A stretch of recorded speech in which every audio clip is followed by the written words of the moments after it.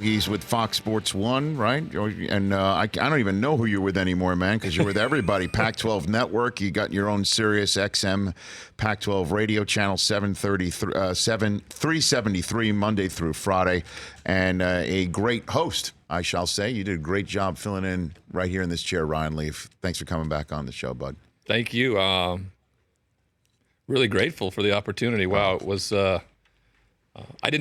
I couldn't believe the amount of support and outreach that came with it, which I sent you a few things. Ryan, I'm telling you, the video with you coming here, I mean, obviously being yourself is the most crucial aspect of broadcasting, and where people say, you know what, that person, that guy, that girl, that lady, that guy is real. And you just came on, you're like, hey, this is who I am, this is where I've been, this is where I want to go, let's all hang out for the next 3 hours. That's what literally over 500,000 people shared that on Twitter. 520,000 right now. And that's just on Twitter alone. Yeah. So way to go. I told them when I got out here, I said I wanted this to feel like I was sitting at the breakfast table with my dad talking sports. Right. And Chris was big for that. I could look over at him. And it was that. I forgot that it was TV. I almost actually forgot that it was radio, and I just kind of. Yeah, I mean, some people will come here and drop F-bombs because they forget about it too, which is, I take that in a way. It's a very comfortable situation. It's a compliment that they're just chilling and relaxing. And so you were great at it. Thank you. Great at it, and so I know you're continuing on in your career. Let's start with what you told me back in our green room here about who has reached out to you and say, hey, let's work together. Yeah, you and I are, I guess, colleagues now, right? Okay. Rich works for the NFL Network, and the NFL just hired me 2 weeks ago. All right. I'm one of the program coordinators for the NFL Legends community, which is essentially helping players with their transition from the NFL to real life, because it's so difficult. Very similar to what Jay Glazer and Nate Boyer do with MVP, with vets and players, because that transition is so difficult. You go from being on top of this pedestal to really your career being over, and then what's next? Your identity. No matter if you played 20 years or really 1 or 2 years, you really don't know what that identity is, and you have to have help figuring it out. And we're there to be a fellowship. And I didn't think I was a legend. That's the way I interpreted it. And I walked into one of those lounges at the Super Bowl back in San Francisco, and Chad Pennington was there, and Warwick Dunn, Donnie Edwards, all former teammates, friends of mine, that just put their arm around me and said, you know, what we were able to do to get where we got, that makes us NFL legends, regardless of what anybody else thinks. And the fact that, 4 years removed from going into that room, Tracy Perlman and the NFL and Mr. Goodell have asked me to represent them. I mean, if you would have told me that 4.5 years ago when I walked out of a prison cell that I'd be working for the NFL, or even that I'd want to be around the NFL, those are miracles. Well, because again, having been around the league as obviously as I have been, and knowing the commissioners I do, and the program as well, what also is making you a legend is what you have done in the last 4.5 years. Because what the league wants to do is tell all these kids who come off of campuses like Washington State with the resumes like you had. There's a lot of big men on campus who are about to be drafted 4th, 5th, 6th round, or not at all, who are going to be wondering what the hell just happened. Or they are drafted top 5 in the draft, and 3.5 years later, because that's the average length of an NFL career, they've got to find something else to do. And they might find that a very difficult transition. And you being able to be there, right there, every step of the way, that is invaluable. That is legendary stuff, Ryan. I appreciate that. That's fact. I went to the summit. We had our summit in Fort Lauderdale a week ago, and I got to be around all my new brothers in the NFL Brotherhood, and it. I didn't feel when I walked into that room like less than or judged or anything like that. I don't feel that anymore. And they make it feel welcoming, and I know that I have a purpose, and that's all what it's about. When a player retires or a player gets through the NFL career, they find another purpose. Right. And I really feel like I found that, and I'm really grateful for the opportunity. That's great. So are you going to be because the legends are from the Legends community are on the field at the combine, talking to the kids, talking to the prospects in the meeting room stuff. Is that the sort of stuff you're going to do? I too? got the opportunity to do it 2 years ago when it was the Deshaun Watson, Patrick Mahomes group. Okay. Mitchell Trubisky, they were in my group, and you really could tell the guys that were. I walked in the room and told them, well, you have Mark Brunell stand up and say, I played 19 years in the NFL, and I stand up and I go 4 years in the NFL, and it almost is. I almost feel shameful a little bit when I do it in the room with Tony Richardson and Mark Brunell, and they play that long. But Ryan, your NFL experience is the average. Is an NFL experience. Right. Well, I mean, it's average in terms of length, but all the other aspects of yours is unique. And if somebody could be told in real time, if somebody could have told you in real time, now you might have been so messed up that you wouldn't have listened to anybody. But I mean, because I've heard many situations like that, and I don't want to speak for you. But if you could be there in real time for somebody even 3 weeks from now, because this stuff can hit you fast as an NFL rookie, really fast. So that's invaluable stuff. And it was really interesting to see the guys who stepped up in a leadership position within a leadership group of quarterbacks. Patrick Mahomes was one of the biggest guys that asked a bunch of questions to me about things, and I mean, you could just tell some of the guys that they were going to step up and do that. Nathan Peterman was probably one of the most knowledgeable and fundamental and technical quarterbacks. It hasn't translated so much into the NFL, but there was a reason why he ended up in Buffalo because of what he did through that process. Ryan Leaf here on the Rich Eisen Show. What do you think of the kids in this year's class? Right now it's Murray, and then a couple of questions right now. If Haskins is before Locke before Haskins, could Daniel Jones of Duke surprise some people by being the second quarterback off of the board? Where do you sit? Well, I think it sits alone right now with Kyler Murray. I mean, the visit to Arizona last week, I heard that there was even talk of started negotiating a contract, which they can do because they're the first pick in the NFL draft. Right. The question is by doing all this and letting people know about that, they really lose their leverage on what they're going to do with Josh Rosen, because they can't carry 2 first-round draft picks at quarterback, just cap-wise, and what it would do inside the locker room, I think. Well, I mean, plus you need to have the one thing. The reason why I don't think they can do it is there needs to be somebody who's been there, done that for Kyler Murray. Right. I mean, you can't just have 2 guys who are kind of figuring it out together at the same time. You got to have a veteran presence to be.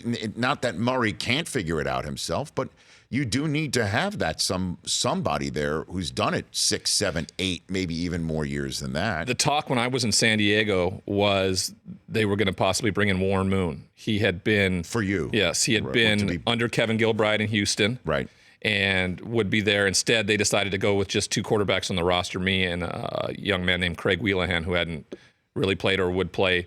And we were just kind of a room full of misfits of not knowing what was going to happen or when things went bad. So that's a huge factor. There's been rumblings around the idea of the Washington team maybe making a trade. I would think that if the Cardinals are trying to make something work there, maybe try to trade back for Case Keenum. Yeah, we're here. I'm hearing that too.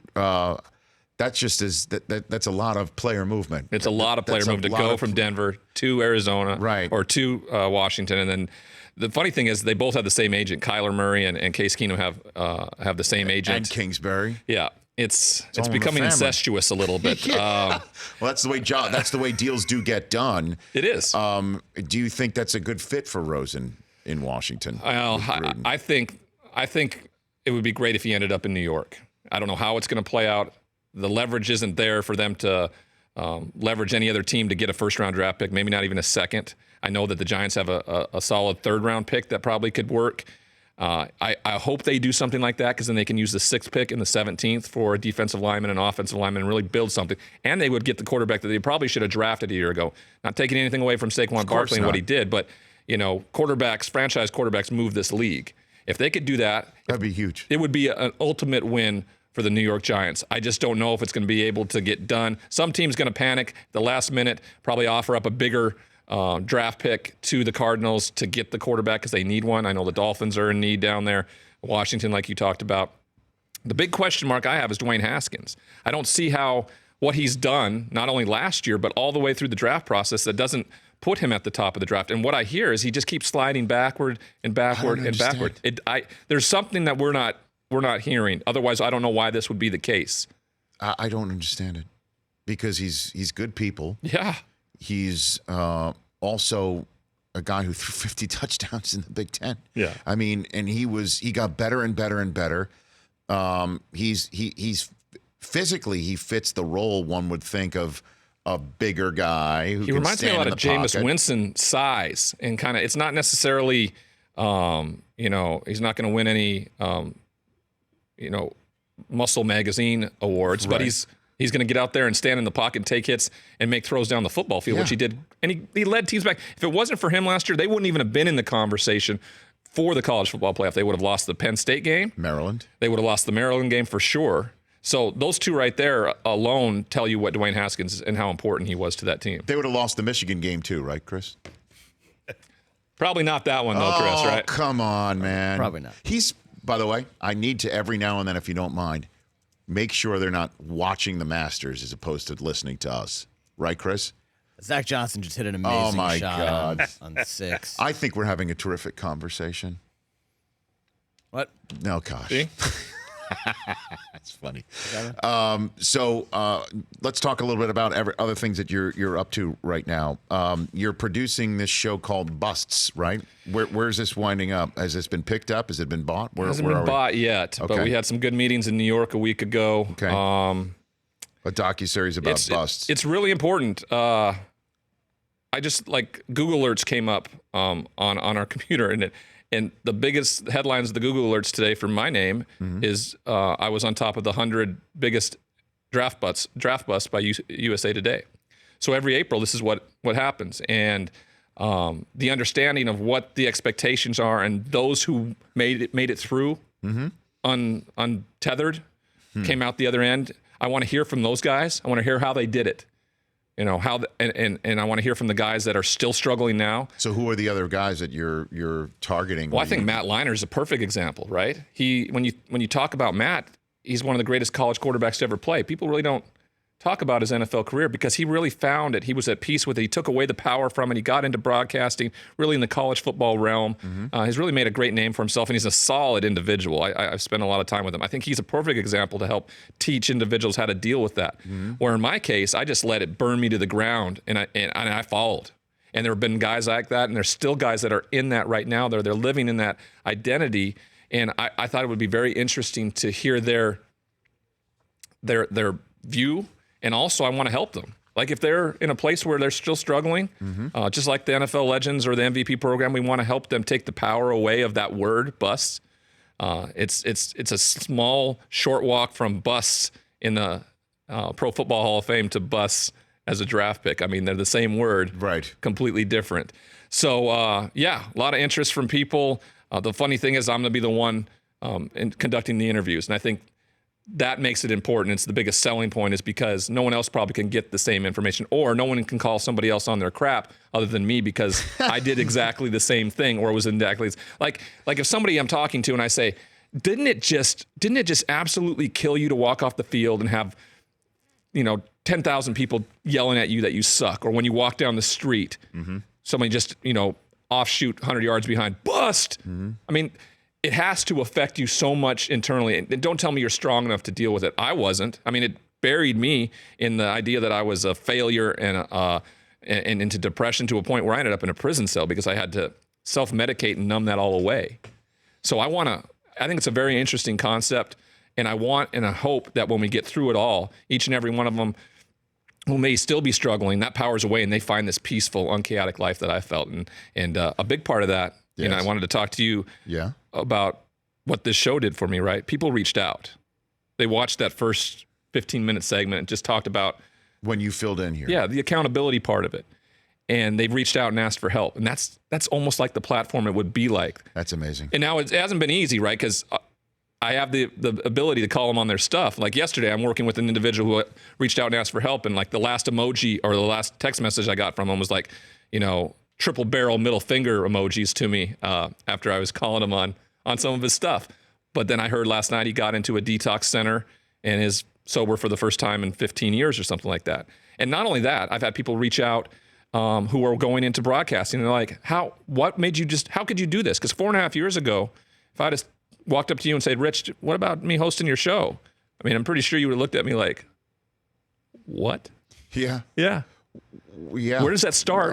Where does that get to? And your show, the platform it allowed for, has done amazing things just in the 2.5 weeks you've been back. That's awesome to hear. I'm thrilled. But again, like, just to put a button on it, and then we'll take a break. We'll come back. We'll have some Game of Thrones fun.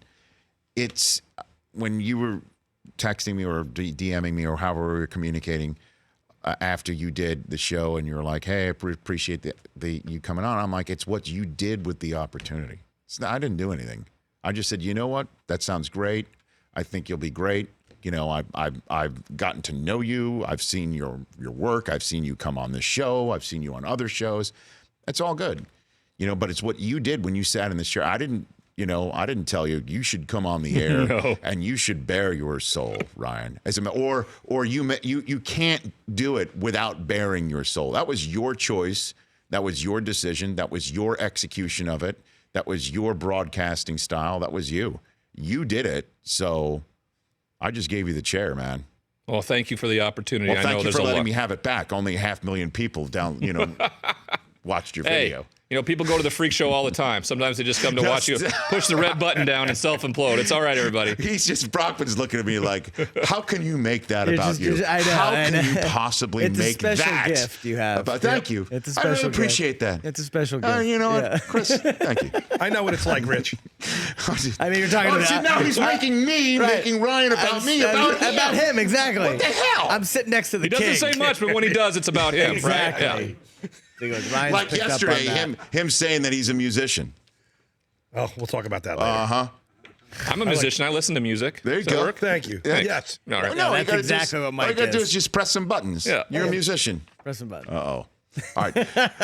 Let's take a break. All right. I know you're a big Game of Thrones nut. You're a big Game of Thrones fan. We have a list here of 10 characters that we are going to have a snake draft. Chris Brockman won the putting contest. You're first. I'm second. Del Tufo's third. True, flat-out survivor pool. Who's going to last? Who's lasting longest? By the of way, these this is 10 like characters? a Kyler Murray situation. My first pick should already be known. I know who his is. No, I know who it is as well. Yeah. He's portrayed him in Halloween. No. Okay, 844-204-RICH, number to dial. That's next here on the Rich Eisen Show while we keep an eye, or some of us, on the Masters. AT&T delivers the best way to watch all the action at this year's Masters. On DirecTV now through Sunday. Channels 701 through 705. 4 full channels of coverage throughout the tournament. 2 4K channels devoted to feature holes Amen Corner, 15 and 16. To order DirecTV, call 1-800-DIRECT-TV. Brooks Koepka stepping all over himself this morning. And that's the only way to put it.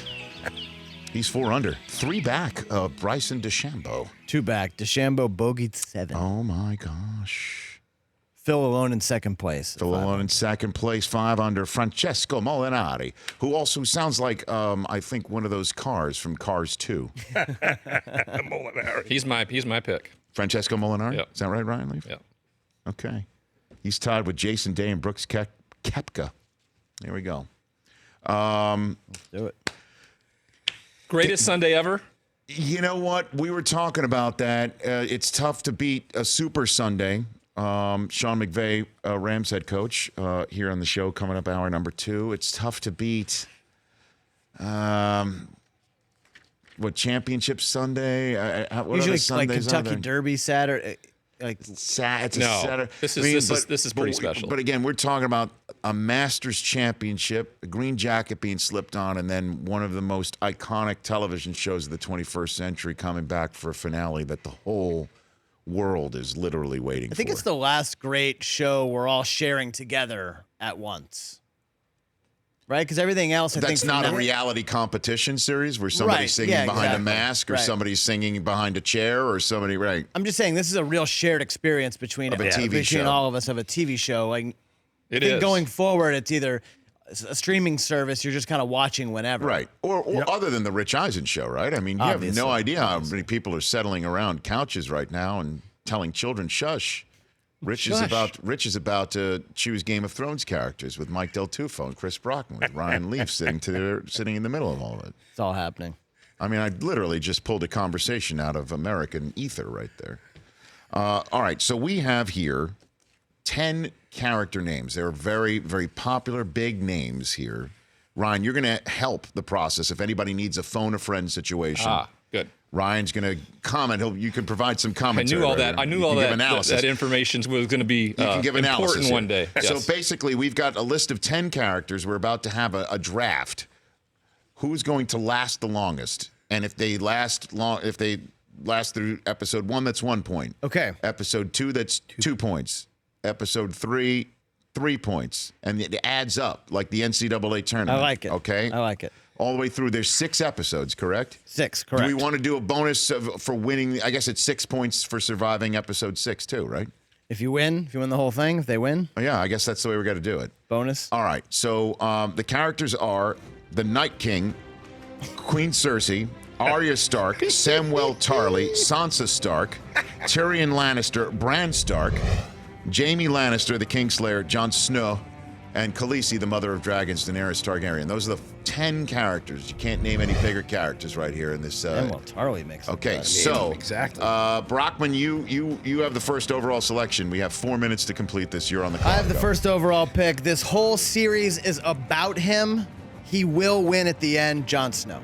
Jon Snow, huh? I'm gonna go. Oh man, I'm gonna go with. I think everybody thinks he's gonna win it because he's putting his mind in the Ravens and he can control dragons and he's. Yes.